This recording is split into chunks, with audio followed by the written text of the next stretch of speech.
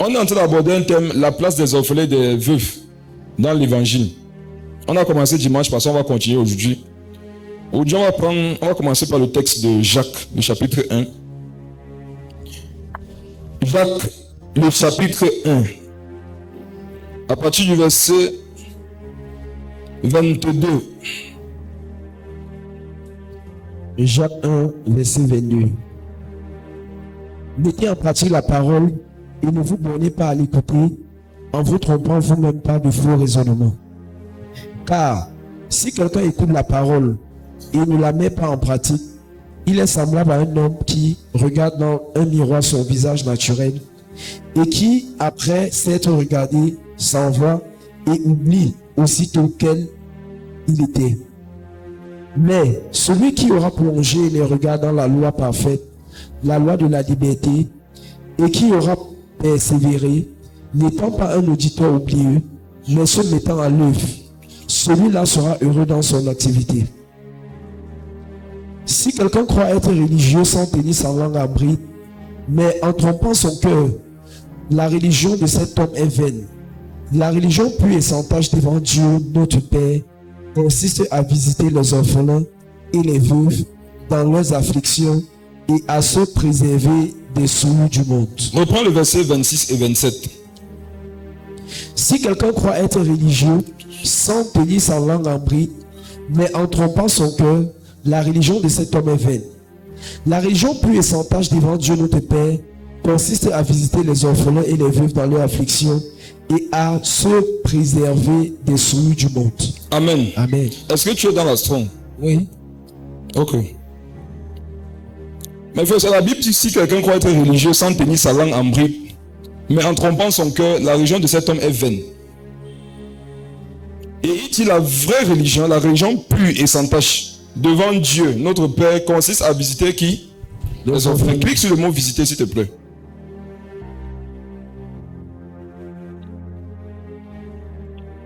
Ça consiste à visiter. Clique sur le mot visiter. Quand on dit souvent de cliquer sur les mots, qui ne comprend pas? On utilise la Bible strong. Qui n'a pas ça ici? Qui n'a pas la Bible avec l'étymologie des mots? Cherchez à voir ça. C'est très important pour la méditation.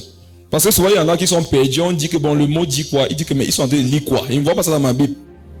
C'est une application qui peut être dans le téléphone, Android, iPhone, PC, tout ça. Donc, clique sur le mot. Le mot visiter vient Visiter. du mot grec épisqué, païmaï, tomaï, qui veut dire regarder sur ou après, inspecter, examiner avec les yeux pour voir comment il est. Visiter, aller voir quelqu'un. La pauvreté, le pauvre et l'affligé, le malade, regarder dans le but d'aider Voilà. ou de rendre des bienfaits. C'est bon. Avoir soin de fournir de Dieu. Regarder pour choisir, pour employer. Généralement traduit par quoi? Traduit pour pas. Avoir visité, choisi, visiter, jeter le regard sur, prendre soin. Relis le dernier mot là. Prendre soin. Prendre soin. Remplace prendre soin dans le verset. La religion pure et sans tache devant notre Père, devant Dieu notre Père, consiste à prendre soin des orphelins et des veuves dans leur affliction et à se préserver des souillures du monde. Amen. C'est quoi la vraie religion? Quand quelqu'un dit qu'il est un religieux, je sais aussi que quand tu as connu quelques vérités, tu dénonces la religion.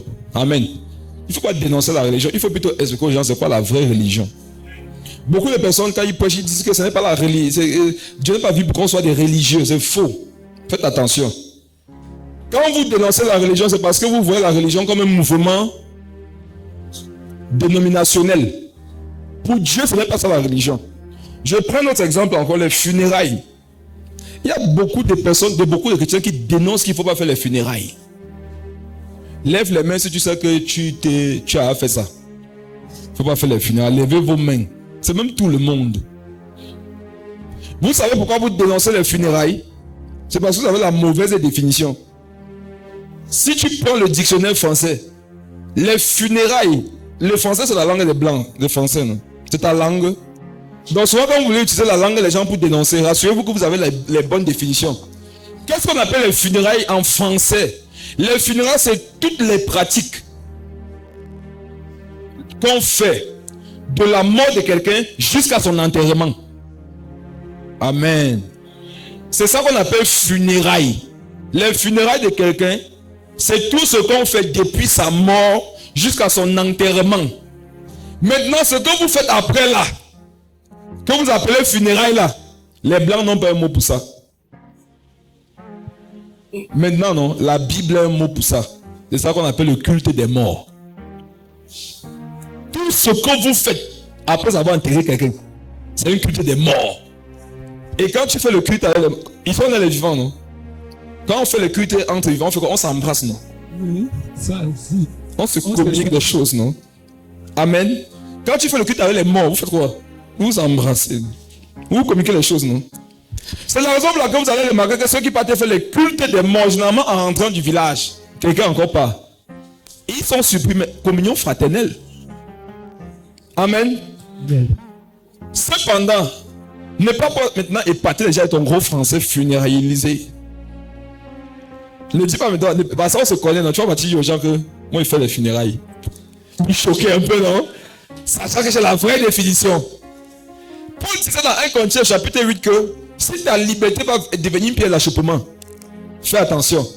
Donc moi, si je me retrouve en face des personnes qui n'ont pas la bonne définition, que je veux leur dire, il ne faut pas faire les funérailles. Mais s'ils sont instruits sur le mot, je veux leur dire qu'il faut le faire. Il ne faut pas plutôt faire le culte des morts. Amen. C'est la raison pour laquelle l'évangile, c'est prendre la peine d'enseigner. Enseignez-leur tout ce que je vous ai prescrit. Quand tu vois ça dans la Bible, on a dit qu'il faut visiter les orphelins et les veuves. Mes frères et sœurs, vous pensez sincèrement qu'un orphelin qui a des besoins, qui souffre, une veuve veut les visiter? Alléluia. Amen. Supposons, parce qu'en Afrique, il y a la bonne séance, non? Il y a l'hospitalité. Quand tu vas visiter quelqu'un en Afrique, il est obligé de te recevoir. La veuve déjà n'a pas beaucoup, l'orphelin n'a pas beaucoup. Quand tu vas le visiter, s'il fallait aller le visiter selon la compréhension de la globalité, ça veut dire que tu peux un peu le voir, vous causer un peu, tu pars, non? Or, pendant que tu es venu, il a pris encore le peu qu'il avait. Il t'a donné. Ta visite lui aura fait du bien ou du mal. Du mal. Parce que tu auras pris les quelques graines de riz, les quelques mesures de farine qui restent à la personne pour vivre. Quand Élie est parti visiter la veuve de Sarepta, il l'a visité par le Saint-Esprit. On comprend par là que quand tu dois aller visiter quelqu'un, avant de sortir de la maison de la personne, tu dois avoir apporté quelque chose. Et je le dis non pas seulement pour les veuves et les orphelins, je vous le dis, je vous donne un secret. Quand vous partez visiter n'importe quel enfant de Dieu, même si c'est un bonbon acheté, vous savez pourquoi? Dieu a donné un principe de prospérité dans Malachie. Il a dit que est-ce que quand vous partez voir vos gouverneurs, Dieu connaît les principes mal. Dieu dit, est-ce que quand vous partez voir vos gouverneurs, vous partez les voir avec des bêtes malades? Non, non. Je vous pose une question, mes frères. Entre un gouverneur terrestre et un ambassadeur céleste, qui a plus d'autorité, qui a plus la possibilité de t'ouvrir les portes. Quand vous partez visiter un enfant de Dieu, vous ne partez pas voir un humain. Hein. Vous partez voir quelqu'un qui représente Dieu. Ça peut être ta soeur, ça peut être ton frère, mais parfois il faut lui dire que je viens vers toi en tant qu'ambassadrice. Tu es ma soeur de tous les jours, non? Mais je nomme l'ambassadrice. Et t'as apporté un peu de riz. Je vous donne le secret. C'est les tomates de 500. Achetez les tomates de 500. Dis que trier les tomates bien dures parce qu'on ne donne pas. Si c'est pas avec les tomates qui sont un peu molles, c'est la malédiction. Tu pars, tu déposes. Quel que soit ce qu'il y a dans cette maison, si ce qui est dans la maison, ce sont des besoins que tu as, ça va venir sur toi sans prière. Donc vous qui entrez chez les gens sans rien là, vous demandez la prière. Il peut vous dire la vérité. Ce n'est pas la prière qui fait quelque chose. La prière vient, je ne sais pas comment je dis ça. La prière c'est une signature. Dans un contrat, il y a les fonctions, les droits, les devoirs, le salaire, non? Mais tant que ce n'est pas signé, ça ne passe pas. Aller chez un frère avec quelque chose pour l'honorer, ça c'est le contrat. Avec les avantages et tout ça là. Maintenant, sa prière c'est juste la signature. Mais est-ce qu'on peut signer un document vierge? Hein? On signe quoi? La Bible dit honorez-vous les uns les autres. Maintenant, en fonction de qui tu honores, il y a une mesure de bénédiction. Donc quand tu joues avec ta vie, tu joues avec la bénédiction des gens. Parce que Dieu veut faire de toi une source de bénédiction. Cependant, quand tu vas passer toute ta nuit sur TikTok, loin de la prière, les gens veulent t'honorer. Tu as gâté leur argent. Parce que qu'est-ce qu'ils vont recevoir quand tu vas prier pour eux? Un esprit de froideur. Un esprit de refroidissement. Il y a les gens quand tu pars chez eux. Tu priais 1 heure, dès que tu sors, tu voles 1 heure. Mes frères et sœurs, vous devez faire de vos maisons des tabernacles. Les lieux dans lesquels quand quelqu'un entre, il ne peut pas sortir la même personne. Vous devez même changer vos regards quand les gens viennent chez vous. Regardez-les prophétiquement. Il faut que tu aies un œil dehors et chez toi tu as un autre. Et parce que c'est ton lieu. Est-ce que vous savez que la maison de quelqu'un c'est son lieu d'autorité? C'est le lieu où son onction se manifeste le plus. Tu peux jouer avec un frère dehors, mais quand tu es chez lui, fais très attention. Il est dans son territoire. Il est dans son onction. Il est dans son lieu de service. Amen. Honorez-vous les uns les autres. Même si la personne est convertie hier, il faut l'honorer. Tel un ambassadeur. Parce que, regardez mes frères et sœurs. Quand on dit qu'un ministre, tu étais hier préfet, aujourd'hui on te met ministre, n'est-ce pas que ta vie a changé du jour au lendemain?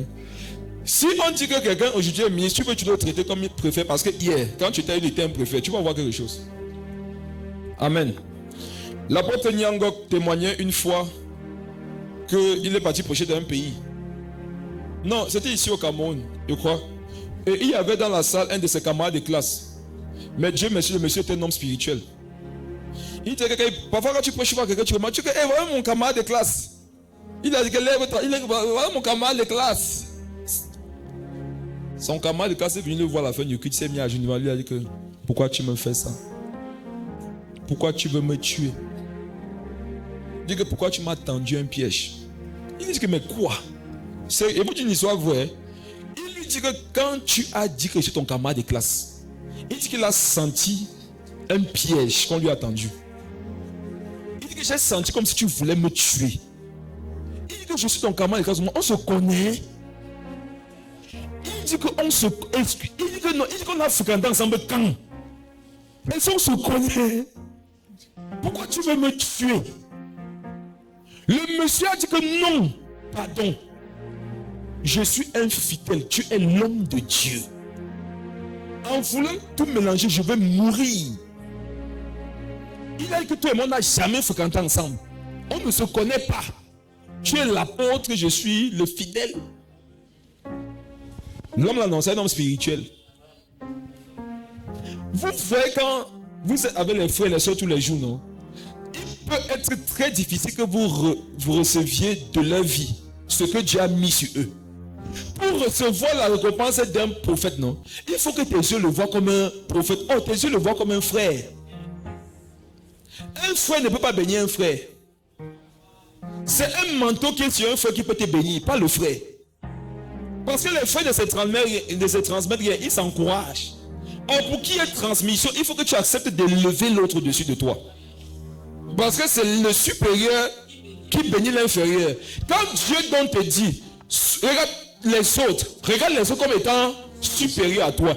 Dieu n'est pas forcément en train de dire qu'ils sont supérieurs à toi. Dieu est en train de te dire, élève-les. Parce que quand tu vas les élever, leur vie va devenir une bénédiction pour toi.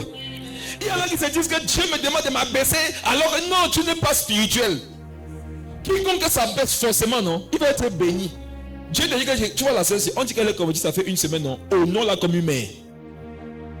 Quand tu fais ça, ce qui est sur sa vie, ça vient sur toi. Amen. Donc, plus il y a des personnes que tu élèves au-dessus de toi, plus il y a des bénédictions que tu reçois. Qui me comprend? Moi, j'aime beaucoup quand il y a les témoignages, ici on ne cite pas mon nom. J'aime ça. Ça me plaît. Quand par exemple la soeur dit que le grand frère Adish m'a dit, moi j'aime ça.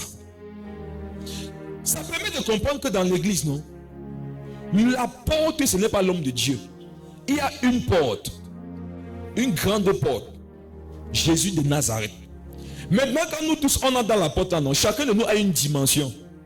Et pourquoi c'est important que parfois dans les témoignages on puisse dire que voici ce que Dieu a fait dans ma vie par la vie de tel, parce que il se peut qu'il y ait quelqu'un qui se dit en son cœur que si ce n'est pas par le pasteur, ce n'est pas possible.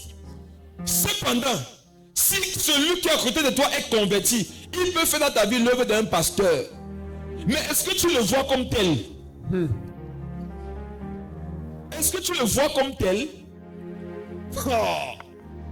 On comprend par là que vous aussi soyez un peu sérieux dans votre marche avec Dieu. Parce que vous ne savez pas quelle est l'espérance des vies des gens qui s'attachent à votre appel. Prends ta vie au sérieux. Tu ne sais pas le jour que Dieu va décider de passer par toi pour transformer la vie de quelqu'un. Et Dieu veut faire ça par tout le monde. Personne ne doit être spectateur. Chacun doit être acteur dans la maison de Dieu. Amen. Maintenant, c'est vrai, il y a eu hiérarchie. Il y a les pères, il y a les mères, il y a les anciens, il y a tout ça, c'est vrai. Mais vous assure, l'église véritablement, tu dois aller dans la vie du dernier, entre guillemets. Il t'impacte, il te délivre, il te guérit, il te bénit. Donc si tu es converti hier ici, ne te méprise pas. Il y a des choses que Dieu a mises à l'intérieur de toi. Parfois même pour ceux qui sont nés dans la foi 10 ans avant toi. Ça ne dépend pas de l'âge, ça dépend des dispositions du cœur. Donc visitez-vous spirituellement. N'arrivez pas. Quand on arrive chez un ambassadeur, non? On met les pieds partout. On peut se parler un peu. Quand tu arrives chez ton gouverneur là, tu fais les choses que tu fais là. Hein? Tu arrives sans te laver. Est-ce que tu fais qu'avant d'aller visiter, si tu prends la peine de te laver, tu l'as honoré? Vous ne m'écoutez pas, non? Pourquoi quand tu as fini de taper tes marches avec ta sueur, le lieu où tu as vu que tu peux aller, c'est chez un frère, tu le méprises? Parce que tu ne peux pas aller dans ton état la voir un sous-préfet. Mais tu viens voir. Je vous ai dit qu'ici, non, les cultes de semaine, veille de prière, les cultes, tu dois te soigner, tu dois être propre. Parce qu'ici, il n'y a pas un ambassadeur, il n'y a pas deux. Regarde, c'est un peuple de diplomates. C'est un peuple d'ambassadeurs. Dernièrement, je suis parti accompagner le père Jacques, sa femme, et le frère Philippe. Je sais, il y avait avoir une grosse voiture, non? Quand vous demandez d'arriver dans les grosses voitures, il y a un endroit là à l'aéroport. Si tu as parti à l'aéroport un jour, si tu n'es jamais parti, Seigneur, au moins que Dieu t'accorde la grâce de partir accompagner quelqu'un. Ou bien de partir accueillir quelqu'un. Même si c'est les affaires qu'on voit souvent qu'une personne part, il y a 800 personnes à l'aéroport, bêta, mais pas quand même. Et puis un gars là qui voyageait un jour, j'ai senti que mon gars, où tu parles là, si tu échoues, non? Les fétiches qu'on va lever sur toi, mon petit, c'est le village qui est venu l'accompagner. Les séances de photos, on peut même 1 heure, parce que c'est les... Il y a un endroit où on passe quand on est diplomate, non? Vous me connaissez, non? En arrivant là-bas, il n'était plus moi. Je suis entré dans la cour de l'ambassadeur. Nerveux d'abord. Je dirais nerveux, mon petit. Baisser la vitre. Il dit oui, monsieur. Il dit oui, je passe. Quand tu as l'argent, ne parle pas fort. Vous qui parlez fort, on parle fort quand on prie. Je vous dis quoi, si vous voulez attirer la hausse, vous ne parlez pas fort. On doit prêter l'oreille pour entendre ce que tu dis. Il dit, est-ce que vous avez la carte de... Je lui dis, je viens chercher... Il est dans les yeux, il lui dit, je viens chercher des diplomates. Il a dit, d'accord, monsieur, est-ce que vous pouvez la malle? J'appuie, non? Ça s'ouvre là-bas. Peut-être tu connais qu'il va descendre. Il a un peu vécu, il a dit, monsieur, allez. Quand il traverse, moi, mais peut mourir de rire.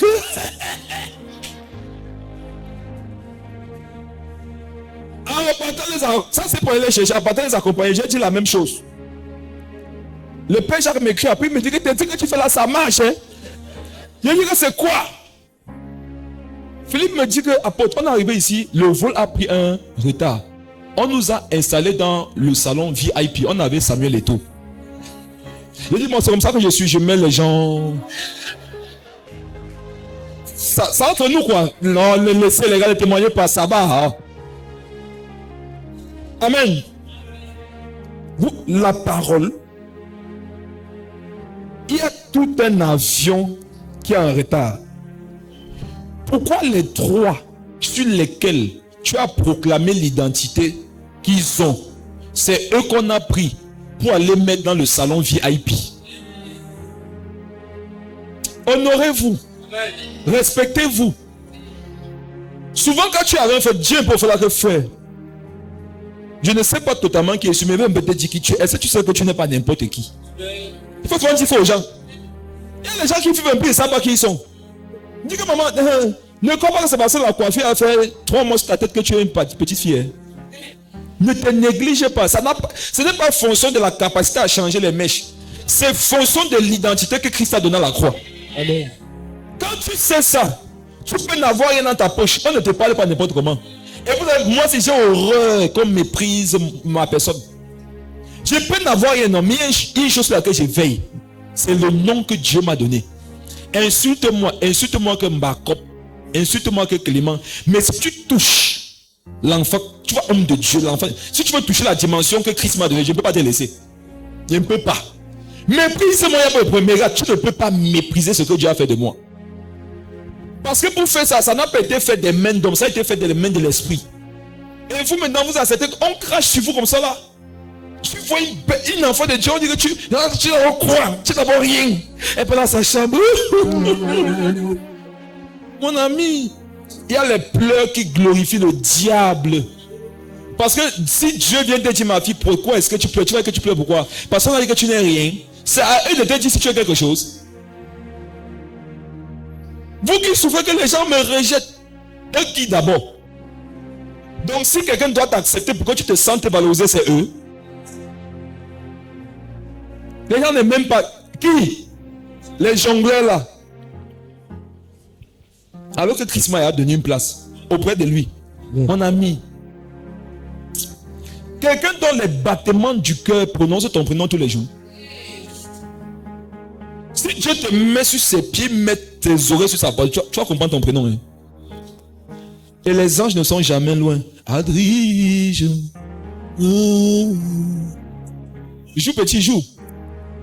Adrige.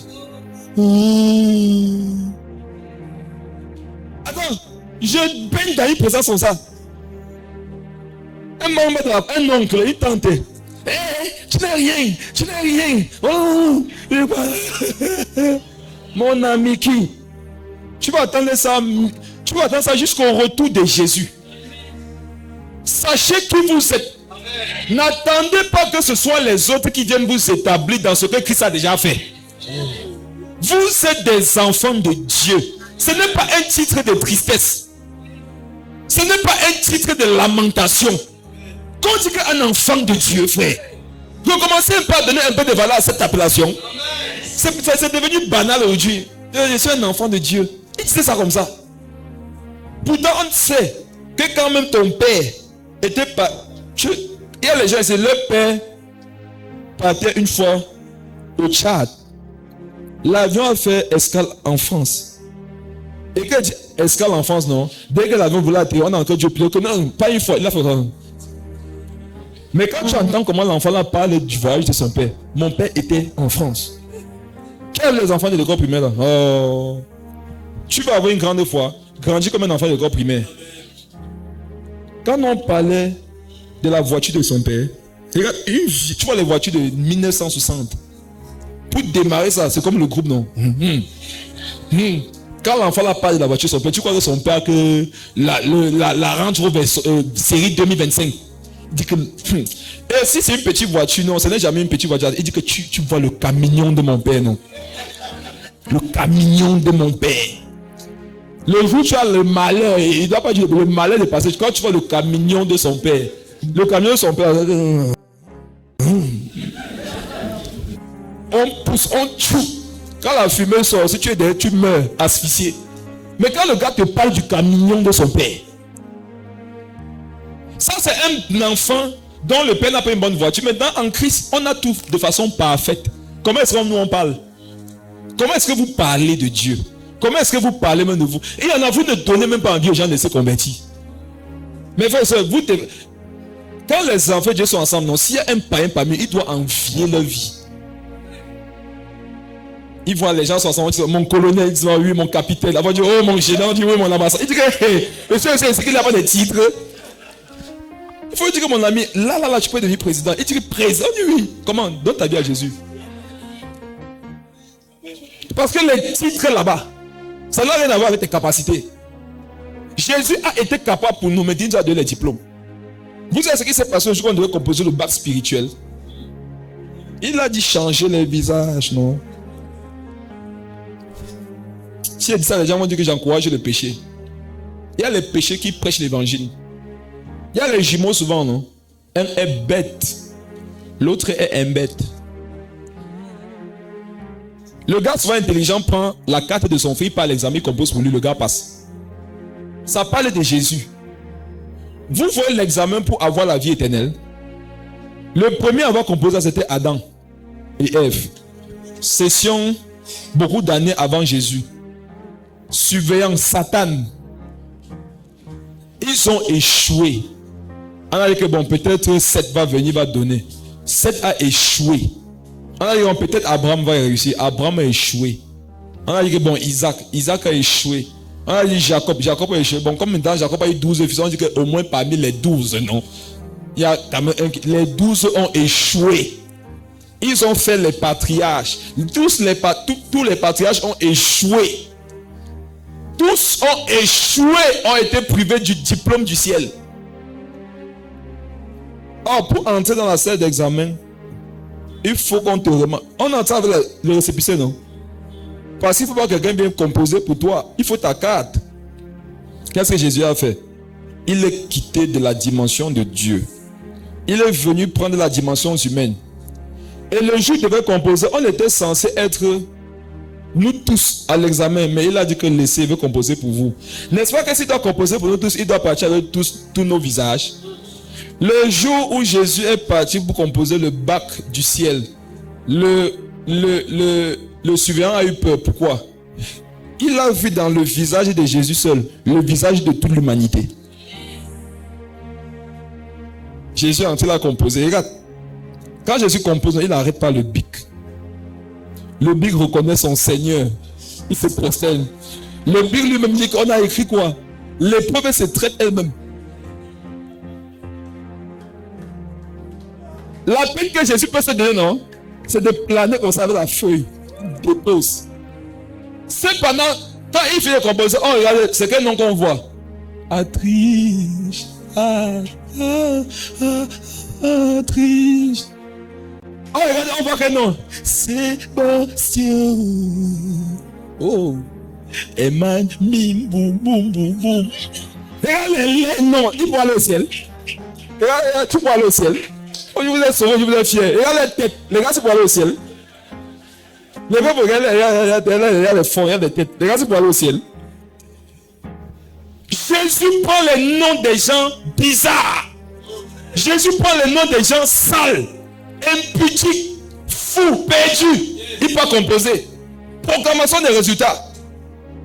Toi-même, tu parles devant le babia, tu as peur. Tu que ce qu'on dit là, c'est vrai. Tu sais le babia que tous les enfants de Dieu craignent, c'est la mort. Ou vous êtes là, que vous ne le vouliez pas. Il y a toujours un doute dans vos cœurs lorsque vous partez mourir. Est-ce que c'est sûr qu'il n'est pas vraiment au ciel? Le doute là, c'est dans le cœur de tout le monde. Mais tu sais comment tu seras surpris agréablement. C'est quand tu vas te retrouver, c'est que tu te donnes, il suffisait vraiment de croire. Devant le babia, le soir que quand les têtes s'approchent de tout. Sur le babia là, ce n'est pas comme les babias de l'école où quand tu es échoué, il n'y a pas ton nom. Il y a le nom de tout le monde, mais il y a les moyennes. Ta moyenne te dit où tu pars. Il y a les gars qui vivent dans l'impudicité. Quand il va voir son nom. C'est sur 100, non? Le gars, moins 1000. Là, je lui dis que bro, quand toi, mais tu vois ton nom, on fait comment? Le gars, quoi le jour du chemin, ça va chauffer. Vous allez voir les orgueils de vos quartiers là. Petit comme ça. Tu vois le gars qui a été tatoué partout à qui on ne parlait pas là, non? Viens attendre le jugement. Les morts, vous comme ça. On va dire que c'est pas quoi ton tour. C'est ton pote d'abord, c'est Brontosaure d'abord. Toi, c'était quoi? C'était un grand tata, non? Il dit que non, grand, c'était non. On dit que attends. Ça va chauffer. Donc, voilà ce qui va t'approcher, non? Tu sais que comme le gars là, Tom, tu étais un voyou. Mais un jour, tu as donné ta vie à Jésus. Tu vas voir ton nom. Tu vas dire 100%. Tu dis, comment ça? C'est là que Jésus va te rappeler que tu te rappelles le jour où il avait composé là. C'était toi qu'on avait vu. C'est quoi la nouvelle naissance? C'est que Jésus a composé l'examen de la sainteté à notre place. Amen. Maintenant qu'on a le diplôme, regarde. Toi-même tu partais en tout temps, non? Mais quand tu vois ton nom, l'assurance revient. Amen. Et l'assurance de votre salut. Si tu sais que tu as donné ta vie à Jésus, si tu sais que chaque jour, tu luttes avec crainte et tremblement, continue d'avancer. Un jour, tu seras consolé. Le jour là, il y aura la crainte au ciel. Mais parce qu'un jour, Jésus t'avait visité et que tu avais accepté sa visite, tu seras consolé. Tu pourras dire aussi que non, j'ai bien fait de sacrifier mon corps. J'ai bien fait de me tenir en bride. J'ai bien fait de persévérer dans la prière. Les pleurs et les grincements des dents qui voient, ça va chauffer. Amen. Garde ton salut. C'est qu'on ne va pas chanter ton nom. La Bible dit que Dieu va nous louer. Qui a lu le verset? Dieu va nous louer au ciel. Ça veut dire qu'il y aura des cantiques, non? Pour dire ce que tu avais fait. Waouh! Oh! C'est pour ça qu'il faut faire beaucoup d'œuvres pour Dieu. C'est pour ça qu'on va arriver sur ton cantique. Ton cantique va durer. Et quand ton cantique dure, tu es avec Jésus, tu joues. Parce que c'est ton tour, non? Joue petit. Angèle, Angèle, oh je t'ai vu te battre, oh ma fille. J'ai vu comment c'était dur, mais tu as persévéré. Il y avait possibilité de voler au restaurant, mais tu n'as pas volé. Et Gabriel va seulement faire. L'adoration, ça sert à quelque chose. Hein? Vous savez ce qui s'est passé au ciel? Pendant qu'on s'est d'adorer Jésus, lui s'est de nous louer pour ce qu'on aura fait. Donc ça sera un échange de cantiques, non? Ça sera fort. Ça sera fort. Un jour, on a amené un monsieur visiter l'enfer, le ciel, pour lui dire, ok, tu vas choisir, tu veux vivre pour l'éternité. Il est entré au ciel. On a dit, on commence par le ciel. Il est entré au ciel. La paix, le repos. C'était la lumière. Il y avait la présence de Dieu. C'était magnifique. Tu ne te posais plus aucune question. En fait, l'atmosphère était la réponse. Il a visité tout ça. On a dit, on va te montrer maintenant l'enfer. Il est entré en enfer. En enfer, il y a la fête. Les gens couchaient comme ils voulaient. Les gens buvaient sans saouler. Il dit, waouh, quel est ce monde où tu bois, tu ne saoules plus. Les gens avaient les rapports, c'est ceux qui ne finissent jamais. Même si tu étais faible, là-bas tu étais fort. Il dit, waouh. Sonia m'a toujours insulté que je ne tue pas. Sonia, tu vas voir. Le gars marche comme ça, tous les bars, quand il finit de boire, il dit que voilà, qu'est-ce qu'on dit que c'est gratuit. Il dit que comment ça? On dit que oui, ici vraiment. Voilà. L'ange lui dit qu'on fait comme il dit que toi-même tu vois que quoi? L'ange lui dit que le problème ici c'est que tu ne peux pas naviguer entre les deux. Si c'est ici, on va fermer, ce sera bon pour l'éternité. Il dit que mon gars, bah. Il dit que tu es ici, il dit que ouais. C'est tout. L'ange a dit que j'ai dit que si tu ouvres encore ta bouche. L'ange est parti. Quand l'ange a fait plac, plac. Ce que l'ange voulait lui dire à la fin, c'est que quand je vais verrouiller, l'atmosphère va te montrer sa vraie nature. Il lui a dit, chut. Moi je marche selon ce que je vois. Je ne suis pas bête, j'ai fait les études. Les gars qui ont fait 7 ans là, mais que je suis quelqu'un de réfléchi. Tu crois que quand tu as dit réfléchir, tu es pas de qui? Bon, peut-être tu m'épates un peu quand même. Quand l'ange a fait prac prac, la vraie nature du milieu s'est manifestée. Voilà que la bière qu'il est en train de boire, ça devient les laves. Voilà que Sonia, ce n'était pas Sonia, c'était un démon. Le milieu a commencé à... Le feu, le soufre, les démons. Voilà qu'il se voit qu'il est bloqué sur le lit. Et les démons qui ont commencé à les couper comme ça partout. Les vers entre ici, ça sort là. L'ange, l'ange, l'ange. C'est fini. Maintenant aussi, ceux qui ont accepté de rester dans l'atmosphère là, c'est là aussi qu'ils voient encore que ce qu'ils ont vu là, c'était rien. Quand ils sont entrés maintenant dans le paradis, il y a une table comme ça qui est dressée. Et la punition au ciel, c'est de te dire, Comptez le nombre de places. La table là ne finit pas. 1 million d'hommes. Est-ce que ça va manger au ciel? On va boire sans avoir besoin d'aller aux toilettes. C'est magnifique, les frères. Au ciel, il n'y a pas un système digestif. Au ciel, on mange le bonheur. On mange la présence de Dieu. Il fait mon quoi ici sur la terre?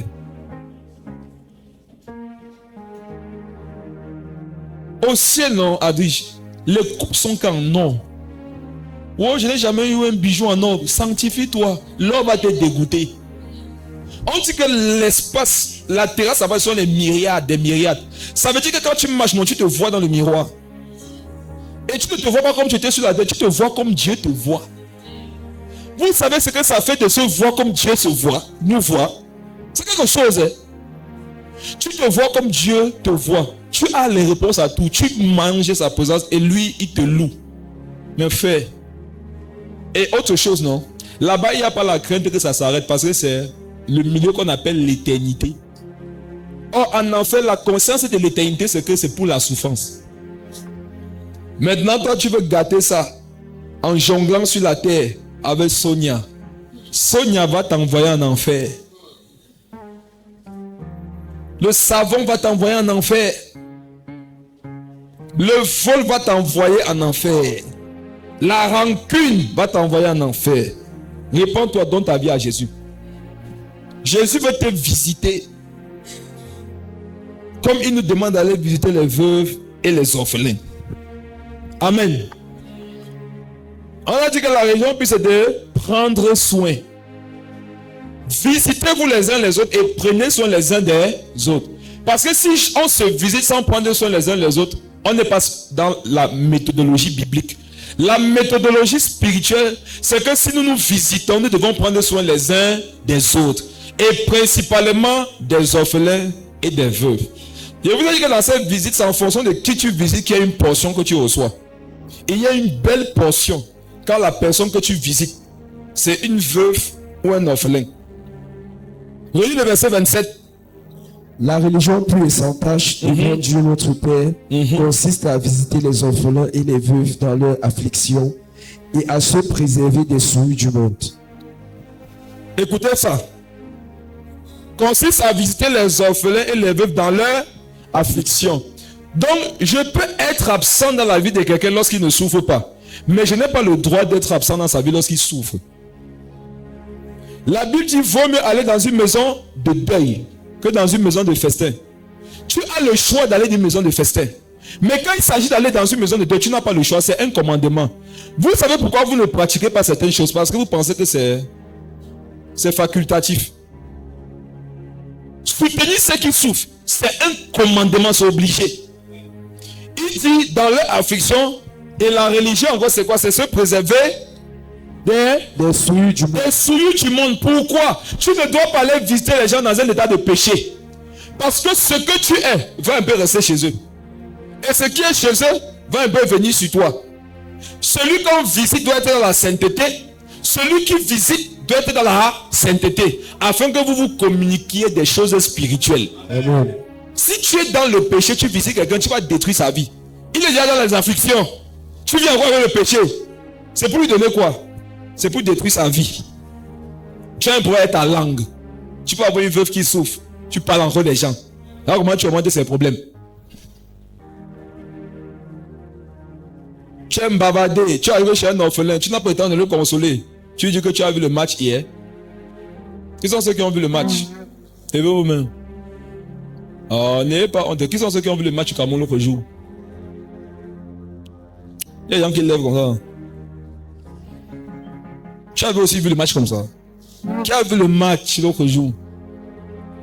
Le match là fait combien de temps? Un match dure combien de temps? 1h30. Bon. Étant donné que tu es un bon supporter, tu as le temps, tu viens d'abord avant le culte. Hein? Tu peux venir quand le match a commencé. Tu viens avant le match. Il y a la publicité. Il y a la mi-temps, non? Après, il y a l'après-match. À la fin de la communion fraternelle, il faut un peu qu'on discute du match, non? Ça veut dire que si tu n'as pas mis du temps devant, c'est 2 heures. Ok. Tu as visité la distraction 2 heures. Tu sais pourquoi après tu n'as pas pu prier? Parce que tu as donné ta force et le match t'a donné sa distraction. Il y a des choses qui ne sont pas péchées, mais quand tu vas arriver à un certain niveau avec Dieu, non, tu vas te priver de ça parce que tu n'as pas le temps pour ça. Je ne sais pas qui ici m'a dit, quelqu'un m'a dit ici qu'il partait voir le match. Je lui ai dit que waouh, tu as 2 heures de temps. J'ai tellement de choses que je peux te conseiller de faire avec ces 2 heures. Je dis tellement de choses. Amen. Attendez le score. Amen. Tu as même d'abord l'asthme. Dis à peu près qui a gagné. Poup. N'est-ce pas que quand tu connais le score, vous dites même chose. Voilà la différence entre lui et toi. Lui, il a perdu le temps. À la fin, nous deux, on connaît le score. Le match, qu'est-ce qu'on cherche à faire? C'est pas un score. Sortez la distraction. Ne regardez plus les films. Tous les films sont les mêmes. Et les films non sont adultères. Tous les films sont avec le même homme. Je vais vous expliquer, non? Vous savez comment c'est? C'est la même chose. Attends, le film c'est quoi? Laisse-moi le bras droit du chef en fait, on se va taper l'acteur. Nous tous, on croit qu'il va le taper. Après l'acteur le tape. Après, maintenant, le chef en sort de l'hélicoptère, non? On met un peu l'instrumental. Tu dois déchirer ton habit. Ne déchire pas ton habit. À la fin du film, tu vas voir que tu n'as pas l'autre. N'est-ce pas quand le chef bandit maintenant, on fait après ça explose, non? Et quoi avec Sonia, non? C'est pas fini. Tous les films, c'est pas la même chose. Hey, papa, Jelly m'a tué. Merci Seigneur, je me suis converti. Jelly a failli détruire ma vie. Adrige, on tape Jelly, on casse son épaule. Ça fait bloc, nous tous on voit. Hey, Jelly. Regarde, et quand regarde comment on vous manque. On tue vos vies de prière. Moi, comment on tue vos vies de jeûne. Écoute-moi, quand Jelly t'appelle d'abord, qui t'appelle, Dieu ici, il voit Adrige. Jelly fait concentrer, non? Le bouche père, il fait je sais pas le gars, ça. Après, le chef casse ses épaules. Va t'asseoir. Jelly est couché comme ça. Il est dans le coma, non? Dans le coma, il se rappelle que son maître. Ce n'est pas la même chose tout le temps. Il se rappelle comment son maître était parti, il y avait la montagne. Son maître avait bardé ses yeux. Pendant qu'il pense à ça, regardez. Les autres font encore coucou. Hey, les nerfs se mettent en place. Après, maintenant, non, il ne tape même plus le schéma, il fait son sang. Le schéma, oui, il tombe. Et voilà le chrétien derrière.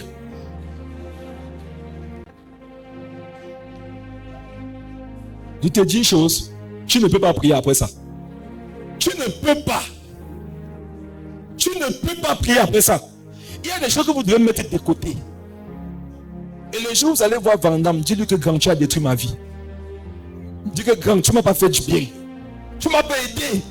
Regarde les hôtels familiaux chez nous. Regarde la pauvreté. Regarde mes notes à l'école. Regarde ce que toi tu m'as fait. Séparez-vous de ces choses. Tu ne peux pas être un homme de prière, non? Tu as les programmes des hommes normaux. C'est impossible. Il y a des choses que les gens vont te donner le droit de faire. Toi, tu ne pourras pas. Parce que, regarde, les exigences de l'esprit dans ta vie ne te le permettent pas. Ce que tu dois atteindre comme objectif ne te donne pas le droit d'avoir le temps pour ça.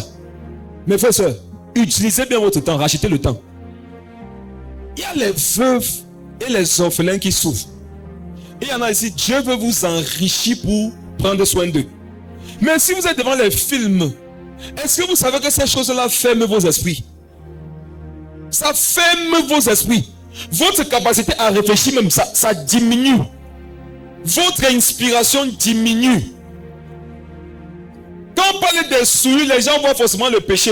Quel est l'état dans lequel tu quittes de chez toi pour aller visiter un frère? Tu dois entrer chez un frère comme ça. Regarde, s'il avait des soucis, dès que tu mets ton pied chez lui, que l'atmosphère commence à changer. Vous devez toujours vous rassurer que vous sortez du lieu très saint. N'est-ce pas que si un frère spirituel vient chez toi, tu es en train de voir un film et tu vas arrêter? Pourquoi tu vas arrêter? Parce que sa présence rend témoignage à ta conscience que tu es en train de te distraire. Tu es en train de perdre du temps. Mais si c'est un frère de ta même catégorie, n'est-ce pas que vous allez voir ensemble, vous allez commenter. On comprend par là que quand tu veux aller chez les gens, va avec une atmosphère qu'ils n'ont pas chez eux. Il faudrait que lorsque tu les visites, en sortant de chez eux, qu'ils se rendent compte qu'il y a quelque chose qui nous manque. Il faudrait que tu lui mettes derrière et dis que non, il ne peut pas continuer comme ça. Je sais que le moment de prière que j'ai eu avec lui là, c'est parce que lui il est dans telle dimension. Or, comme il n'est pas là, je ne suis pas sûr qu'il peut prier comme ça. Donc, il faudrait que je m'éloigne de telle distraction. Vous devez vous désabonner de Netflix. Vos forfaits pour regarder les films. Et il va toujours les films. Hein? Et au fur et à mesure que le temps passe, ça sera de meilleure qualité. Bientôt, on va faire les films et tu ne vas pas voir, tu seras dedans. Et c'est pas si vous voyez. Je suis sûr que la technologie va arriver au niveau où, quand tu regardes un film, non, tu es dans le film. Dans les salles de cinéma, maintenant, on ne se voit plus. Dans certaines salles de cinéma, chacun a le casque. On fait tout pour couper l'homme de la réalité. Tout ce qui est fiction, non? Autant que vous pouvez, éloignez-vous-en. Ça vous éloigne des vraies réalités. Je vous ai toujours dit ici que tu veux vivre le vrai Jet Li. Lis la Bible. Les films qu'il y a dans la Bible, non? Mais tous les films là, c'est inspiré d'histoires vraies. Jet Li, c'est quoi devant Joab? Vous savez que nous, on va bien commencer à tourner les films maintenant. On va tourner les vrais Jet Li. Voici notre Jet Li. Tu marches dans la foi. Tu tombes dans la masturbation. Tu es sûr que ça, c'est quand Jet Li au sol, non? On croit que c'est fini pour lui. Après un jour, tu te rappelles comment à l'église, on avait prêché, on avait dit, cette fois le juste tombe. Tu mets là-bas un pied debout. Apocalypse 2, verset 5. Souviens-toi où tu es tombé, relève-toi, deuxième pied. Pendant que tu fais ça, les esprits de masturbation qui étaient à côté disent, après comment c'est dit? Pourquoi ça ne marche? Après on dit, tel il était, tel nous sommes. On prend seulement un drap blanc, non? On attache ici dans notre film. On dit, ceux qui prieront, ils seront semblables au très haut. On prend un peu le ventilateur, ça fait comme ça sur le toit là. Tu fais seulement comme ça là. C'est ça,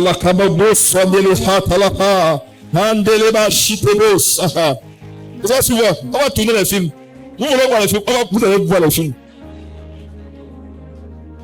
Tout le monde va avoir un rôle. Hein. Même ma copine, tu vas jouer un rôle. Toi, avec, entre vous, c'est les marabouts. Reine sera la diaconesse. Adrien sera le chaban. Maman Laetitia sera l'ange. Moi, je serai le Seigneur. Et tout le monde fait merci le chaban. Amen. Tu joues avec ta vie de consécration, tu donnes les mauvais rôles. Les rôles, c'est toi qui vas faire ça. Les mauvais rôles là, les démons là, c'est toi qui seras le démon. Amen. Amen. Mais frère, nos maisons doivent être spirituelles. Je prie que Dieu te donne d'être une atmosphère de remise en question. Tu dois entrer chez les gens. Et quand tu sors, ils se demandent s'ils connaissent Dieu. Tu dois entrer chez les gens, tu sors. Après, ils se demandent, est-ce que je prie? Tu dois entrer chez les gens et la petite conversation que vous avez, tu leur demandes, est-ce que mon cœur s'y est pur? Il est temps que l'église, non? Que dans l'église, les saints redeviennent des saints. Il y a trop de choses que vous avez laissées passer dans vos cœurs. Les blessures, les afflictions, les rejets. Il y en a ici. Ce qui tue votre onction, c'est les rejets que vous avez subis dans le passé. Vous laissez ça vous suivre année après année. Ça tue vos vies de prière. Oh, Dieu attendait seulement que tu sois fidèle pendant un mois. Avant, je leur ai dit à Dola que faites une expérience. J'ai mis les 7 jours de la semaine. Je leur ai dit que prenez 7 jours. Cherchez Dieu sérieusement. Je dis juste 7 jours. Si rien ne se passe, ne le cherchez plus. Si vous ne constatez rien, abandonnez-le. Le Seigneur est pressé d'agir. Vous pensez que vous voulez vivre Dieu plus que lui-même? Dieu veut plus vivre au travers de vous. que vous ne voulez le vivre au travers de votre humanité. Dieu est pressé d'agir. Il veut des personnes qui vont se consacrer un peu. Les gens qui vont jeûner un peu, prier un peu, méditer un peu. Il veut des gens qui vont se consacrer un peu pour dire que je veux, dans ma chair, faire le mal. Mais par l'esprit, je refuse de le faire. Dieu veut des personnes comme ça. Imaginez que nos maisons soient vraiment des maisons de prière. Non. Imaginons, nous sommes combien ici? Imaginons que chacun de nous, non, nos maisons soient des maisons où on ne fait que lever des parfums. Lever des parfums. Non. Il y a des choses, hein, ça ne pourra se faire que par nous. Il y a aussi des choses qui ne pourront pas nous arriver. Parce que c'est comme une chaîne, c'est comme une connexion. À l'école, c'était en 6e, on faisait les schémas de connexion, les APN en informatique. Comment un poste relaie un autre. Il transmet l'information à un autre. C'est ça que doivent être les maisons des saints. Les maisons des saints doivent être connectées. Sans qu'on ne se soit préparé, non? On se retrouve en train de faire les chaînes de prière. Et quelqu'un m'avait dit ça ici. Pendant que je suis en train de parler, ça revient dans mon esprit. Il faudra qu'on fasse ça. Nous devons faire une chaîne de prière à vie. Je sais que ton engouement est réel lorsqu'on dit que c'est pour une semaine. Je te parle d'une chaîne de prière à vie. Ça veut dire qu'on sait que dans l'église, non? Toi et toi, vous priez de telle heure à telle heure pour maintenir le feu au milieu de nous. Rappelle-moi pour que je fasse ça. Pas longtemps, 15 minutes. Toi, tu sais que moi, non, chaque jour que Dieu a créé, de 15 heures à 15 heures, 1 minute, je suis en train d'intercéder pour que le feu reste au milieu des saints. Il y a un autre groupe qui sait que eux, c'est de 15h15 à 15h. 15 minutes, et c'est tuant. Tu pries. Je vais vous parler de ça un jour. Les chaînes de prière. Les chaînes de prière sont bibliques. Quand Dieu voit qu'il veut faire quelque chose dans ta vie, qui va prendre 10 ans.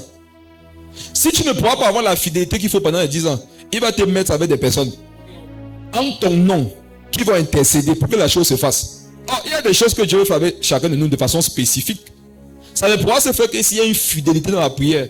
Sachant maintenant que nous pouvons être infidèles, Dieu va nous dire, faites des chaînes. Amen. Amen. Dis à ton voisin, je vais te visiter. Je vais te visiter. Je vais prendre soin de toi. Je vais prendre soin de toi.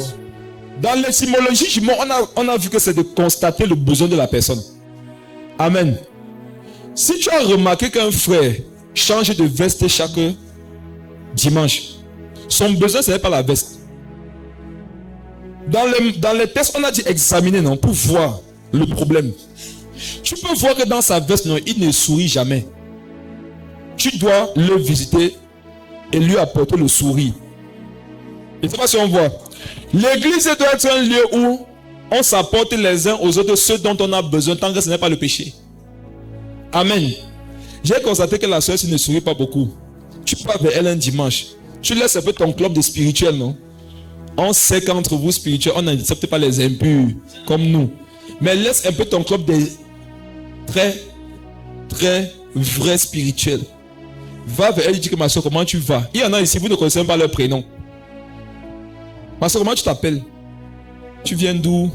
Comment va la famille? Qu'est-ce que tu fais dans la vie? Tu vas bien? Non, ça va, ça va. Tu es sûr? Oui. Tu es sûr? Ça a commencé. Ne t'inquiète pas, quel que soit ce qu'il y a comme si tu peux me parler. On va prier par rapport à ça. Mon père est mort. Quand son père est mort depuis 1960. Mais pourquoi il dit il est chaque jour, non? C'est dans sa tête qu'il est encore mort. Un jour, nous étions entre frères et sœurs. Ça exprime une vérité spirituelle. Il y a une d'entre nous qui nous avait annoncé le deuil de son grand-père. Or, un frère parmi nous pensait que son grand-père était déjà mort. Donc, quand il a dit que mon grand-père est mort, il dit que il est encore mort. Il ne savait pas ce jour-ci, il devait rire devant la soeur endeuillée. Il dit qu'il est encore mort. Il dit il croyait qu'il était d'abord mort. Ça exprime une vérité biblique. Il y a des personnes qui pleurent tous les jours de leur vie. Vous savez pourquoi? Parce qu'ils ont subi un deuil, ça fait 10 ans, personne ne les a consolés. Il y a des consolations, tant que tu ne les as pas reçues, tu ne peux pas t'arrêter de pleurer. Elle va dire que mon père est mort, et parce que c'est frais dans son cœur.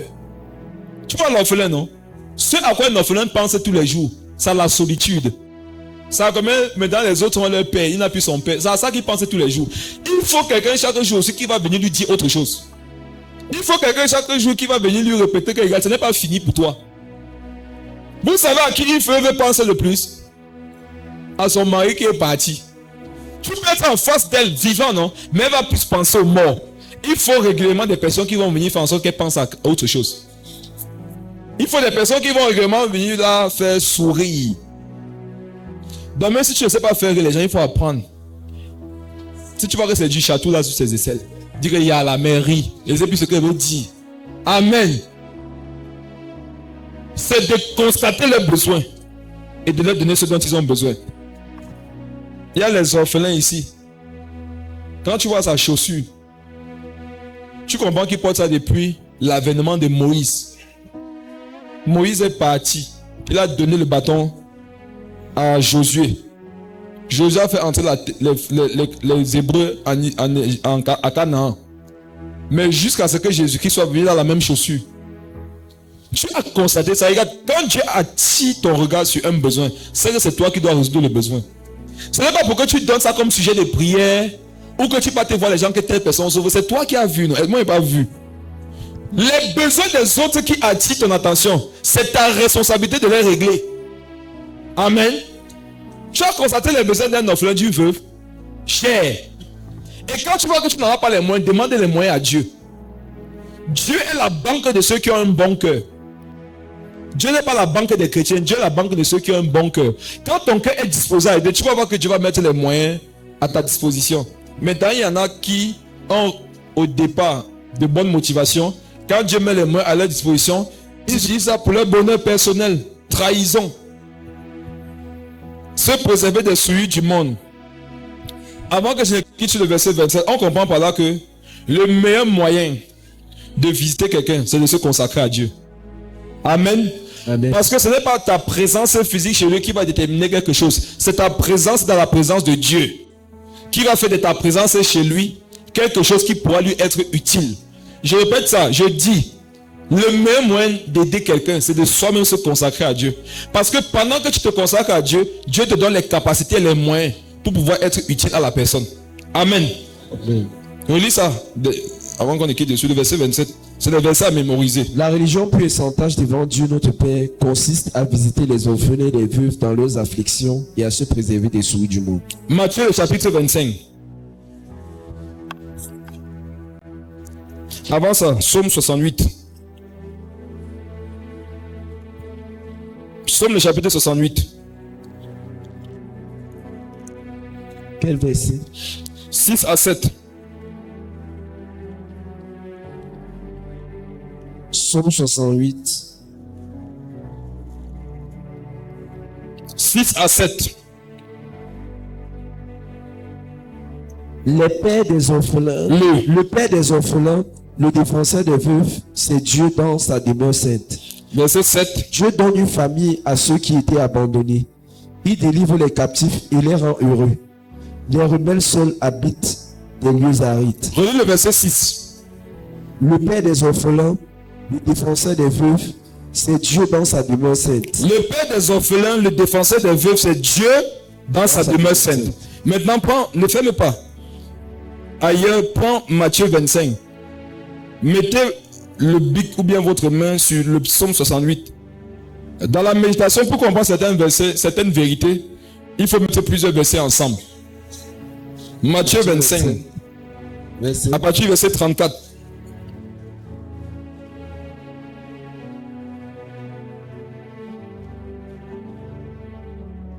Matthieu 25, verset 34.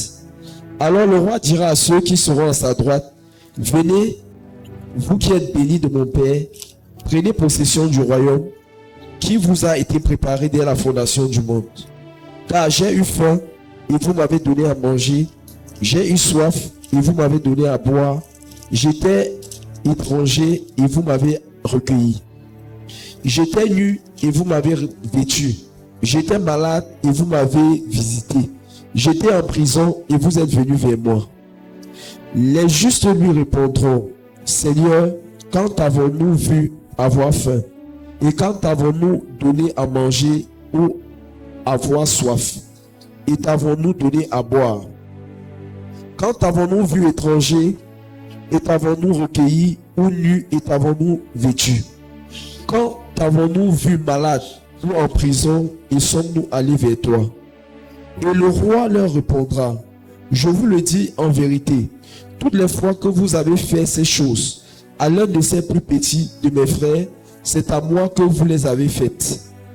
Ensuite, il dira à ceux qui seront à sa gauche: retirez-vous de moi, maudits, allez dans le feu éternel qui a été préparé pour le diable et ses anges. Il les a appelés comment? La deuxième catégorie. Maudits. Maudit. Vous savez ce que c'est que quelqu'un maudit? C'est quelqu'un qui ne visite pas les gens. Tu n'aimes pas visiter les gens. C'est pas parce que tu n'aimes pas marcher. C'est pas parce que tu aimes trop ta maison. C'est parce que tu... Amen. Une forme de malédiction, c'est de ne pas visiter les gens. Si tu ne ressens jamais le besoin d'aller chez les gens, tu es sous une malédiction. Il y en a qui vivent seuls. Le fou de Gadara vivait où? Seul. Seul. Il avait quoi? Sur lui, les chaînes. Les gens qui aiment vivre seuls, ils ont des chaînes sur eux. Vérité. C'est une malédiction. Quand tu reçois le Saint-Esprit, il y a une chose que tu vas commencer à désirer. C'est de rester avec les gens. Visiter les gens. Faire du bien. Apporter des solutions aux problèmes. Toi, tu te dis que tu as ta vie, tu es dans ton coin. Non. Tu es sous une forme de malédiction. Il disait quand Jésus dit ça, c'est moi. Il y a un passage, il a un verset de visiter. Verset 36. Relis ça rapidement. Verset 36. J'étais nu et vous m'avez vêtu. J'étais malade et vous m'avez visité.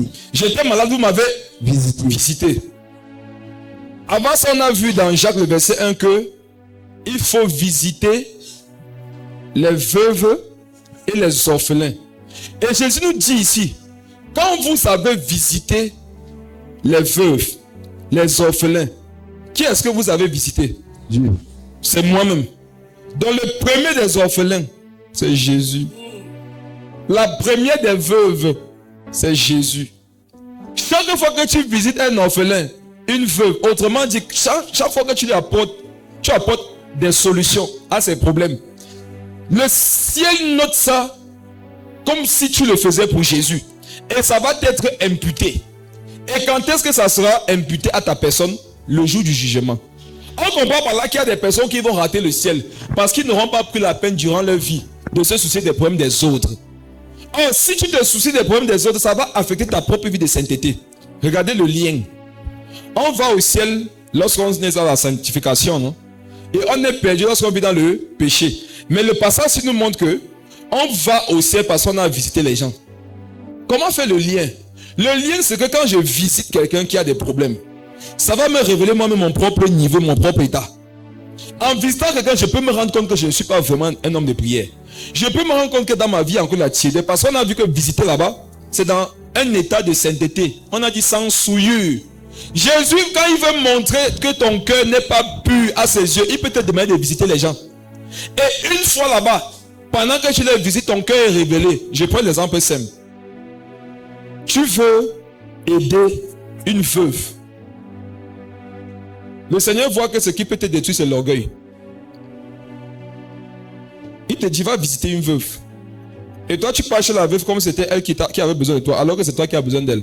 Je vais expliquer pourquoi. Quand tu pars chez la veuve, tu lui donnes ce que tu as lui donné.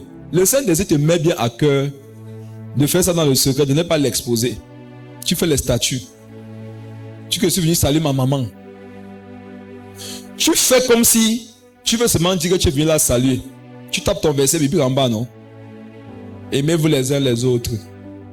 Tu filmes le riz que tu as apporté, l'huile, tout ça. Elle va prendre, mais Dieu ne va pas prendre. Ce qu'il faut maintenant savoir, c'est que il y a des veuves physiques qui ont accepté vos présents.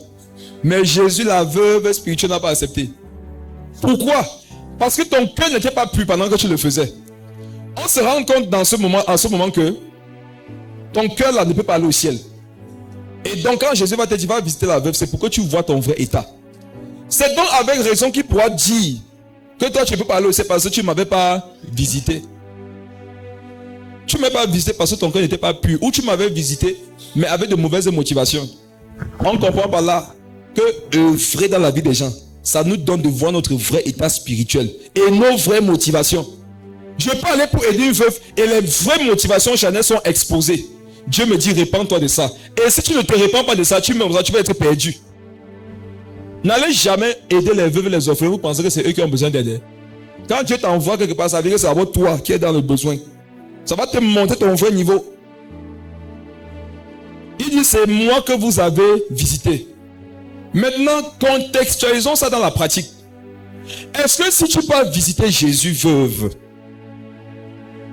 ce que tu avais prévu, c'est ça que tu vas apporter? Comment savoir que tu n'es pas en train d'honorer la personne à la hauteur de ce qu'elle est? Est-ce que ce que tu lui as apporté, si c'était pour Jésus, tu aurais apporté la même chose? Parlons. Jésus dit que si tu le fais à elle, c'est à moi que tu l'as fait. Vous savez pourquoi moi je peux donner des vêtements aux gens qu'on a utilisés? C'est parce que c'est mieux que de jeter. Parce que s'il faut pratiquer le verset, tu peux donner ton habit à Jésus que tu as apporté. Parlons. Vous ne répondez pas? C'est parce que c'est mieux que de jeter qu'on donne. Sinon, quand tu as les moyens, tu veux aider quelqu'un, hein? Fais comme si tu aidais que Jésus. Va au marché, achète les choses neuves. Ou bien même quand tu veux offrir, non? Prends la peine de laver. Repasse. Plastifie. Honore la personne. Tout ce que tu fais dans Jésus, c'est à moi. Il dit même le plus petit. Le plus petit, c'est en âge. C'est en niveau social. C'est en niveau spirituel. S'il y a des personnes que tu méprisais à l'église, le jour où jugement va savoir. Parce que Jésus va te dire pourquoi tu me méprisais. Tu vas dire que ça n'était jamais méprisé. Hein? Parce que dans ta tête, tu honorais l'homme de Dieu, non? Oh, Jésus parlait du petit qui était au fond là. C'est moi que tu méprisais. Toi, tu me voyais dans les grands, alors que moi, je me vois plus dans les petits. Dans le psaume 68, il dit, c'est lui qui défend la veuve. Dans Matthieu 25, il dit que c'est nous qui avons joué le rôle de défenseur pour la veuve. On comprend par là que quand Jésus dit qu'il est le défenseur des veuves, en fait, c'est au travers de nous. Amen. Quand on dit qu'il est le père des orphelins, c'est au travers de nous. Dieu est un père pour les orphelins au travers de ses enfants. Il est le défenseur des veuves au travers de ses enfants. Ça ne sera pas de lui-même. Il dit c'est moi qui suis son défenseur, mais maintenant là-bas, il montre que c'est nous qui défendons. Il dit que c'est lui qui pourvoit à leurs besoins. Et il montre là-bas que c'est nous qui devons le faire. Nous sommes son prolongement pour agir dans leur vie. Je ne sais pas si quelqu'un comprend le schéma là. Amen. Jésus ne va jamais venir dans la vie d'aujourd'hui encore physiquement pour faire certaines œuvres. C'est nous qui devons le faire. Par son esprit. Et si nous ne le faisons pas son esprit pour eux, c'est à lui que nous l'aurons fait. Et nous allons avoir la récompense qui y est rattachée. On comprend que ce n'est pas gratuit. Quand tu sais ces personnes, ce n'est pas gratuit. Quand tu les visites, il y a des bénédictions rattachées à cela. Regarde le verset 38. Verset 38 de quoi? Matthieu 25. De Matthieu 25. Matthieu 25, 38. Quand avons-nous vu étranger et t'avons-nous recueilli? Ou nu et t'avons-nous vêtu? Donc ceux qui exercent vraiment l'hospitalité envers les veuves et les orphelins, eux-mêmes seront surpris. Pourquoi? Parce qu'ils faisaient ça de façon cachée. Il va dire que mais ça s'est passé quand? Quand il dit ça s'est passé quand, ça veut dire que ça ne s'est pas passé, non? Quand il dit à Jésus, quand avons-nous vu nu, on t'a habillé, c'est une façon de dire que ça ne s'est jamais passé. Or, quelque chose qui s'est fait dans le secret semble n'avoir jamais été fait. Je ne sais pas si vous comprenez. Ce qu'on a fait dans le secret, ça semble n'avoir jamais existé, puisqu'on n'est pas au courant. On comprend par là que quand tu dois visiter quelqu'un, principalement les orphelins et les veuves, fais-le dans le secret. Autant que cela dépend de toi. Cache. Pourquoi? Parce qu'il y a les personnes qu'il ne faut pas exposer. Quand ils voient certaines actions qu'on pose dans la vie des gens, il y a pitié de ceux dans la vie desquels on pose ces actions. Autant mieux les laisser affamer. J'ai vu des vidéos où on prend un papa avec un chef de famille parce qu'il traverse les difficultés. On le met là avec sa femme et ses enfants. Débroyés, on les filme. Ça part partout dans Internet. Quelqu'un fait ça pour ça, parce qu'il y a quelqu'un qui veut qu'on le glorifie. Amen. N'humiliez pas les gens quand ils souffrent. C'est que vous allez vous retrouver à leur place. Souvenez-vous de ce qu'on a vu dimanche passé. Ce que tu penses de la veuve et de l'orphelin, ce que tu dis de c'est ce que tu seras. Tu vois comme tu l'as filmé là, non? On va te filmer. On va te filmer. Et ta part sera pire, ça va te faire mal. Vous pensez sincèrement, non? Qu'une veuve, quand on la filme, on est partout pour montrer qu'on l'a aidé partout sur Internet, elle est heureuse de ça. Hein? Est-ce que vous savez que notre façon de filmer ici à l'église, ça tient compte de l'intimité des gens? Vous avez vu, on a filmé quelqu'un comme ça? Vous n'avez pas vu que les caméras viennent toujours comme ça? Vous n'avez pas vu peut-être que si on délivre quelqu'un, on floute le visage de la personne? Il y en a dès qu'il fait comme ça sur ta tête, tu tombes, non? Sujet de gloire. Il va prendre ton visage, l'humilier pour glorifier le sien. C'est pour ça qu'avant de publier la photo, il faut dire qu'elles seront peu. Vous comprenez? Il y a les gens qui ont découvert ces données qui sont possédés. Tout le monde le connaît. Il est venu à l'église en cachet chercher la délivrance. Dès qu'on dit Mami Ouattara sort. Caméraman veut que devant sa face. Il faut qu'on voit qui c'est. Sans son autorisation, Internet. Elle arrive à l'école. Tchac. Les rires à gauche à droite, on la guette. Elle comprend qu'il y a un problème. Le jour qu'elle est énervée, quelqu'un dit Mami Ouattara, tu fais ça avec tes gifles, Mami Ouattara. La fois on avait dit Mami Ouattara, c'était qu'elle était à l'église. C'est là qu'elle va me dire qu'il y a une vidéo qui circule dans le groupe de classe. Sors! Elle fuit l'école. Parfois elle parlait de se pendre. Amen. N'exposez plus les gens. La veuve est déjà assez exposée. Ne l'expose plus. L'orphelin est déjà assez exposé. Ne l'expose plus. Ils ont assez de souffrance qu'ils portent. Si vous devez intervenir dans leur vie, ça doit être pour décharger un peu. Et vous assurez, Jésus va nous rendre compte. Il va demander les comptes à chacun de la façon dont ils les auront aidés. Verset 40. Et le roi leur répondra. Qui va leur répondre? Le roi. Donc toi, tu vas penser que tu es en train de poser une action envers une veuve, envers un orphelin, alors que tu es en train de poser une action envers qui? Envers le roi. Il y a une chose que je sais. Lorsque tu rends un service à un homme, le retour que tu recevras dépend de sa position. Qui a grandi à l'époque où les grands frères se faisaient plaisir avec le gâteau Kumba et le sucre? Les gens qui n'ont pas souffert ne savent pas de quoi ils parlent. À l'époque, quand ton grand frère voulait se faire plaisir, il te donnait 500. Tu prenais le gâteau Kumba, c'était combien à l'époque? 200. Le sucre de 100. Et le lait, le nido.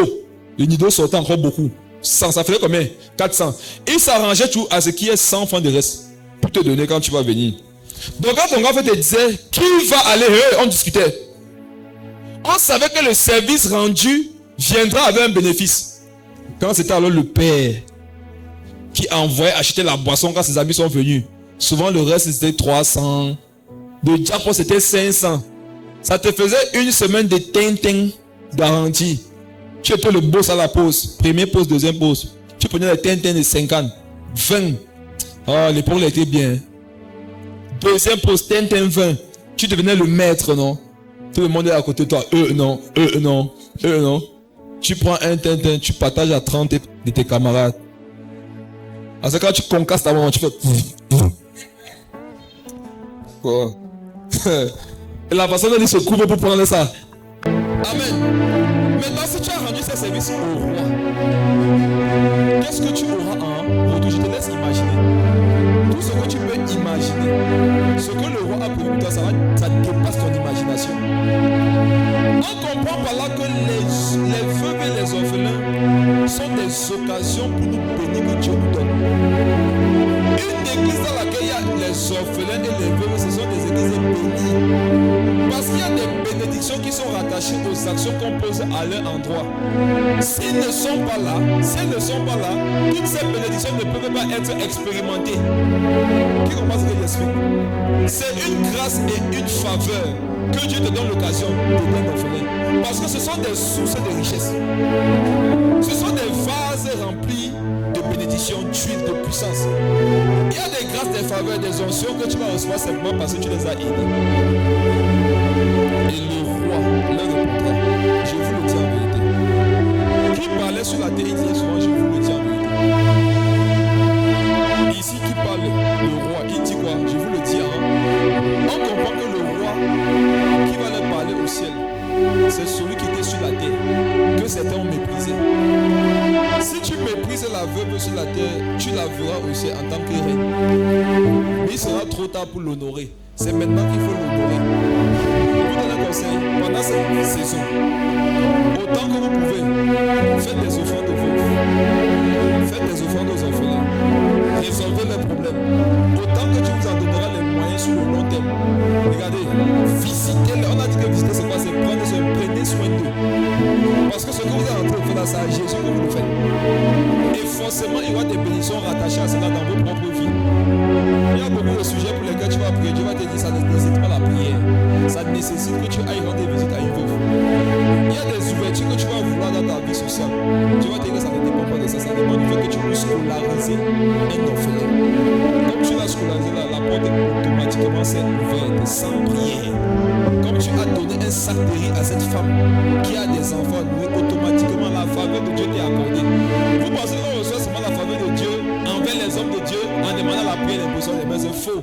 Il y a des vases remplis à côté de vous qui débordent même, que Dieu veut déverser sur vous, qu'il appelle vos orphelins, envers lesquels il attend que vous posiez des actions. Amen. Lis le verset 41. Ensuite, il dira à ceux qui seront à sa gauche. Vous voyez quand on dit droite-gauche là, j'ai médité dessus. La droite c'est pour les faveurs. Bon, regarde. On a dit à un moment donné qu'il dira à ceux qui sont à sa droite. Clique sur la droite, regardez quelque chose. Dans la Strong.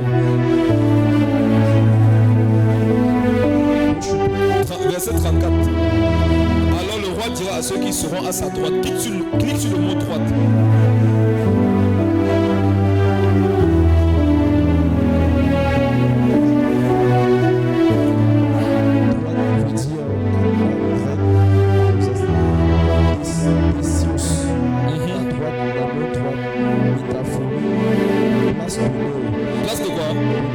Place de quoi? Continue. Ah bon? On a dit quoi? Autorité. Regardez. Écoutez-moi bien. Jésus dans l'atmosphère spirituelle, et il dit à des personnes qu'il a mis à sa droite. On dit que la définition c'est quoi? Place d'honneur. Place d'autorité. Donc il y a l'honneur et l'autorité à la droite de Dieu. Cependant, qu'est-ce qui a donné accès à ceux desquels il parle à sa droite? C'est le fait que lorsque ils sont allés chez la veuve et l'orphelin, ils ont pris soin d'eux. On comprend pourquoi? On comprend par là que il y a des places d'honneur, il y a des autorités que Dieu ne donne qu'à ceux qui prennent soin des veuves et des orphelins. Amen. Ce sont ceux que Dieu a mis à sa droite. On comprend par là que aider ces gens, prendre soin d'eux, ça confère des puissances, ça confère des honneurs. Et quand c'est Dieu qui dit que tu es dans une place d'honneur, ça c'est pas une petite place. Quand c'est Dieu qui parle d'une autorité, ce n'est pas une petite autorité. Ne méprisez pas qui que ce soit, ne méprisez pas d'enfant de Dieu. Quel que soit le besoin qu'il a, quel que soit son état actuel, vous voyez son besoin, pourtant Dieu voit des honneurs et des autorités, des puissances. Pendant que tu vas mettre cette parole en pratique, je prie que Dieu t'honore et qu'il t'utilise puissamment au nom de Jésus. Il dira maintenant à ceux qui seront à sa gauche. Clique sur gauche aussi. Verset 41.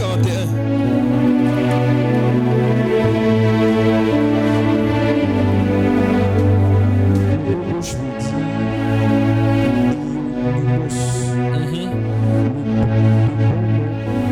bon présage utilisé pour prendre des oublis. Ces présages étaient par euphémisme appelés et en fait considérés comme malchanceux. Comme quoi? Malchanceux. On comprend que c'est une chance quand tu peux aider une veuve ou un orphelin. C'est ta chance. On parle comme au quartier. Amen. C'est une chance pour toi. Parce que prendre l'autre personne, c'est une malchance. Par la suite, on dit que c'est un présage sinistre. De la bouche, présage et sinistre. Présage sinistre, ça veut dire le malheur. C'est vivre dans le malheur, d'avoir l'occasion de dire que quelqu'un, tu ne le fais pas. La Bible dit que celui qui sait faire le bien, mais qui ne le fait pas, qu'est-ce qu'il fait? Il commet un péché. Maintenant, si Dieu dit que tu commets un péché en refusant d'aider, ça veut dire que tu avais les moyens d'aider.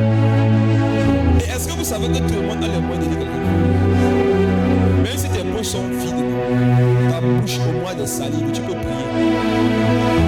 Je ne sais pas si on comprend. Ne te crois jamais pauvre pour pouvoir aider quelqu'un.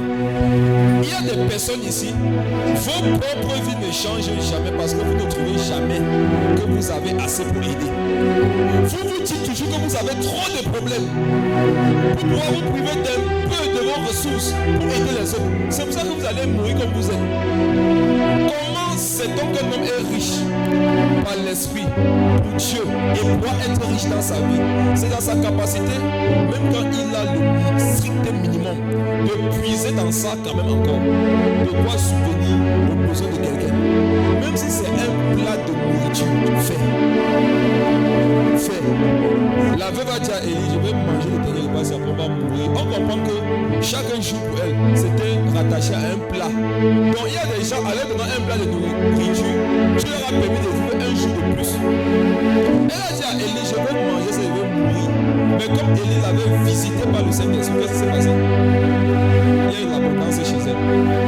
Il y en a, Dieu veut leur donner d'être dans l'abondance. Pas ta vie, mais tu refuses d'aller chez eux.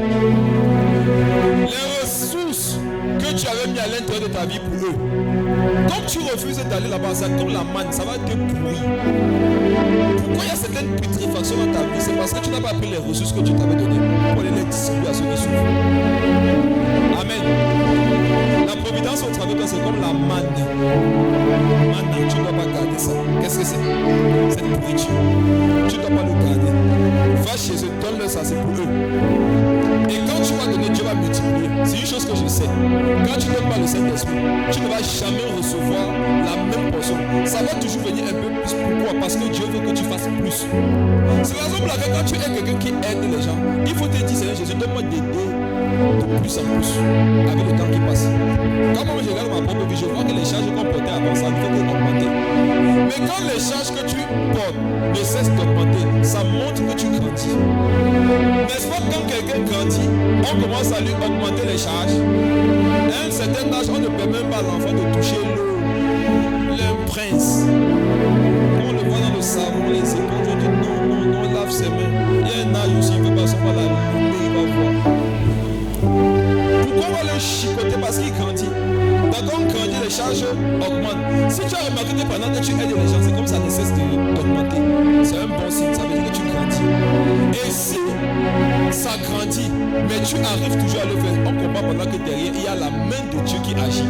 Lorsque vous devez soutenir les gens, notamment les veuves et les orphelins, ne comptez pas sur vos moyens. Comptez sur les moyens que Dieu va mettre à votre disposition. Parce que les moyens qu'il met pour aider tout ce monde-là, ça ne peut pas venir de toi. Ils sont trop nombreux. C'est clair que tu ne peux pas aider tout le monde. Mais rassure-toi que tu puisses transformer la vie de la majorité. Voilà, par la grâce de Dieu, il y aura aucun orphelin qui va rester à la maison cette année. Parce que quelques personnes ont accepté de les visiter. Amen. Je vais m'arrêter la cause du temps. J'aimerais qu'on prie un peu pour les veuves et les orphelins. Et ensuite, on va prier pour nous-mêmes. Que Dieu nous donne de nous visiter. Principalement les veuves et les orphelins. Et chez vous, non, priez pour eux. Si les visiter donne l'honneur et la puissance. Visiter, ce n'est pas seulement avec un présent, avec la nourriture, c'est aussi dans la prière. La principale même atmosphère dans laquelle on doit se visiter, c'est dans l'esprit. Donc si tu pries pour eux, Dieu peut te donner honneur et pouvoir. Amen. Prions pour les veuves et les orphelins de cette église. Prions pour les veuves et les orphelins de toutes les églises MSA. Prions pour les veuves et les orphelins de toutes les églises du monde. Que Dieu leur donne d'être visités par le Saint-Esprit, par les anges et par les hommes.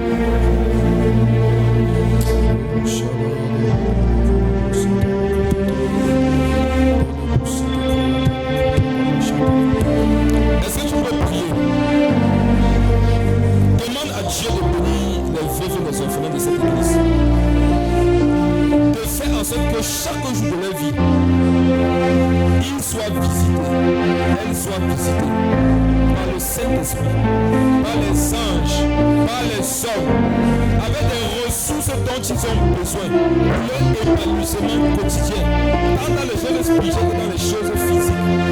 Seigneur, nous te prions pour tous les veuves et les orphelins de cette église, les églises MSA, les églises humaines.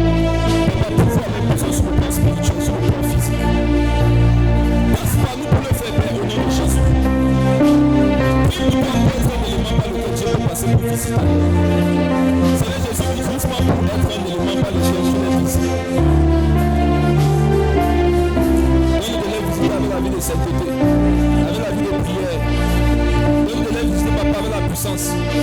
Donne de les visiter avec des biens matériels, avec des aliments, avec des vêtements. Premièrement, ceux de l'église dans laquelle nous sommes.